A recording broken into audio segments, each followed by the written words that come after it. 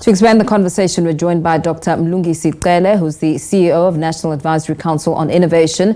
Expanding the talk, a very good evening to you. Thank you so much for your time. I mean, just having to listen to some of those remarks made by the minister, I mean, what is your take on some of those aspects? I mean, the fear of mathematics and science remaining such a huge challenge. Good evening, Paul, and good evening to your viewers. Indeed,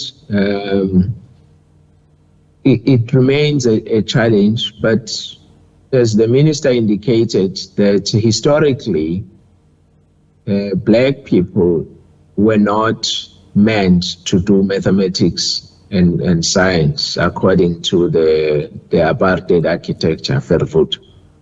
So that perception continues to have an impact on our society, especially older people who have to become or serve as role models to younger people so that they can be inspired to choose mathematics and science. Number two, the challenges that are experienced across the education system in terms of pass rates, especially in these two subjects at matric level. Again, it causes concerns, particularly in terms of the fact that we need to see more numbers of young people or matriculants obtaining over 60% in maths and science in order to qualify for subjects or courses at university programs that are on the cutting edge, or that could help us as a country to move in line with where the world is moving. So indeed, we fully agree and support the view that the minister was articulating. But I think the minister went further to say that we need to change the situation. We need to transform the situation so that in future we have more people, young people actually, who are taking on mathematics and science. But one would think that transformation, pardon me, needs to begin early. Is there capacity when it comes to the education system to bolster these young individuals from an early age and encourage them to be passionate and enthusiastic about taking on the subject?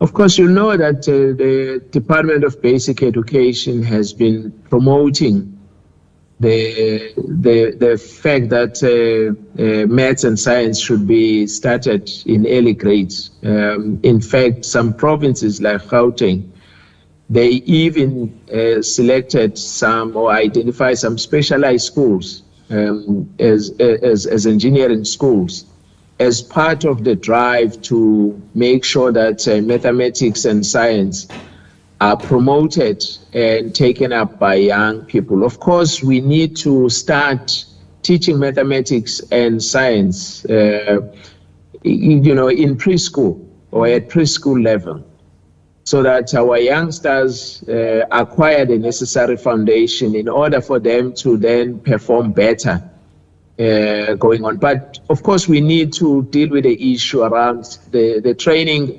qualification and development of teachers who have to teach those subjects. And two, we need the schools to have the necessary facilities, the laboratories that will be, and equipment that are necessary to provide the necessary training and capabilities to younger children. So in this regard, we need to call for public-private partnerships so that government efforts can also be complemented. We are aware that there are firms and state-owned entities that are doing something, but more can still be done. Yeah. Another important element that came out of this address was South Africa must lean towards embracing the fourth industrial revolution as well as artificial intelligence to remain and stay competitive. What is your take on that? We fully agree. I mean, the current trade debates, or rather conflicts globally between the superpowers or, the major economies essentially revolves around AI and what those countries have done to invest in the latest technological advances. So we have to invest in these critical emerging technologies in order for South Africa to be positioned and be put in a better position to grow the economy, as well as to be part of the global economy and a successful country for that matter. So we fully embrace. And also remember the president a few years back had set up a fourth industrial revolution commission, which made certain recommendations. And we, as the National Advisory Council on Innovation, having engaged the presidential report or commission report on 4IR, we have initiated studies and in terms of developing recommendations that will be submitting to government on how to better craft the national artificial intelligence and research, development and innovation cybersecurity strategies. Mm-hmm. And what are some of the loopholes that you've identified as you put this document together?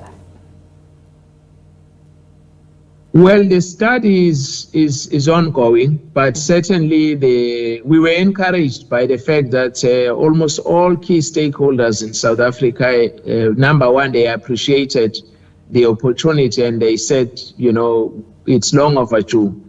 We should really be undertaking this kind of work. But there are certain choices that will have to be made if South Africa were to move forward. Of course, the issue of resources is huge because as long as our economy is not growing at a faster rate, the investment in research and development will continue to lag behind our comparator countries. So the issue of resources, both financial and human, is a big issue that needs to be attended to. And in terms of the youth, I mean, just listening for one at the budget speech yesterday and the reaction that came with it, a lot of critics asking, what about the youth? What about employment opportunities? When it comes to AI and considerations and talks around the fourth industrial revolution, empowering and supporting youth to be at the forefront of technology, what kind of strategy is needed there? Well, people are correct that young people are actually inclined to utilize the digitalization or the opportunities that are presented by digitalization and digitization, of course.